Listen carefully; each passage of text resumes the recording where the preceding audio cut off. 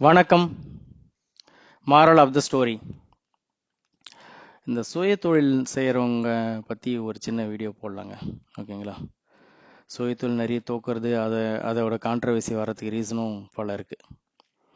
சரி, இதுவும் ஒரு ரியல் டைம் இன்சிடெண்ட்டுங்க. ஒரு டீ கடை தான், ஒரு மலையாள நாயர் ஒரு டீ கடை ஆரம்பித்து எப்படி அவர் கோட்டீஸ்வரன் ஆனார்ன்றதான் இன்சிடெண்ட். நம்ம நபர் வழக்கம் போல் அவங்க கேரளாவிலேருந்து ஒரு டீ கடையில் முதல்ல ஒரு வேலை செஞ்சு தொழில் கற்றுக்கிட்டாரு. தொழில் கற்றுக்கிட்டு அவர் தனியாக டீ கடை வைக்கிறதுக்கு தயாரானார். அப்போ தான் ஒரு விஷயத்தை நோட் பண்ணார். எங்கே டீ கடை வைக்கிறதுன்னு பார்த்துட்டே வந்தார். அவர் லக்கீலி சென்னையில் ஒரு மிக பிரபலமான ஒரு மகப்பேறு மருத்துவமனைக்கு எதிர்க்க ஒரு கடை கிடச்சிது வாடகைக்கு. அந்த கடையில் டீ கடை வச்சோடனே மக்கள் எப்பவும் வந்துக்கிட்டே இருப்பாங்க, எப்பவும் போயிட்டே இருப்பாங்க. அதுக்கு லீவுன்றதே இல்லை, ஹாஸ்பிட்டலே லீவு எது.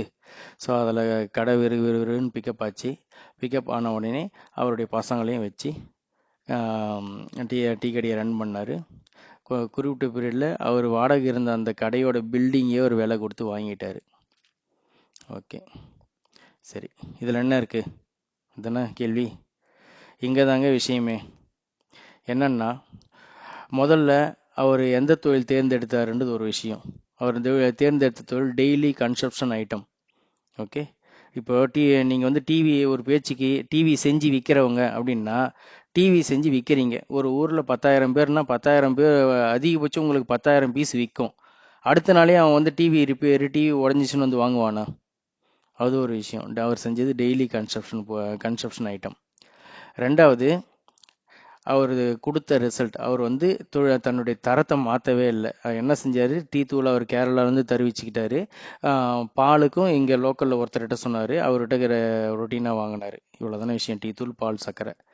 அந்த தரம், அந்த டீயோட தரத்தை அவர் எந்த வித காம்ப்ரமைஸும் பண்ணவே இல்லை. உங்களுக்கு தெரியும்ல, இப்போ ஒரு இடத்துல ஒரு கடை நல்லா ஓடுதுன்னா அதே மாதிரி கடை பக்கத்து கடையிலே விழும் அப்படின்ட்டு. அதே மாதிரி அவருக்கும் காம்படிட்டர்ஸ் வந்தாங்க. ஆனால் இவருடைய தரத்தை அவங்களால மெயின்டைன் பண்ண முடியல. அவங்க காசு சம்பாதிக்கணும்னு சொல்லிட்டு தரமற்ற டீ தூள், பாலில் நிறைய தண்ணி ஊற்றி ஒரு மாதிரி கொடுத்துக்கிட்டு இருந்தாங்க. அவங்களால அங்கே சஸ்டெயின் பண்ண முடியல. இது 2 விஷயம். மூணாவது தான் அவர் பண்ண விஷயம், கன்சிஸ்டன்சி. என்ன பண்ணார்னா, அவர் தன்னுடைய 2 பசங்களை கூட்டு வச்சுட்டு ஆளுக்கு 8 மணி நேரம் சொல்லிட்டு அந்த கடையை அவங்க மூடவே இல்லைங்க. ஆளுக்கு 8 மணி நேரம் சொல்லி அந்த கடையை 24/7 ரன் பண்ணிக்கிட்டே இருந்தாங்க. அந்த அடுப்பு அந்த பாத்திரங்களுக்கு மட்டும்தான் இங்கே மாற்றி கேப் விட்டு இது பண்ணாங்க. ஏன்னா அடுப்பு எரிஞ்சிக்கிட்டே இருந்தால் அடுப்பு உதவாத போயிடும். அதனால். ஆனால் இவங்க தன்னுடைய வேலையை நிறுத்தவே இல்லை.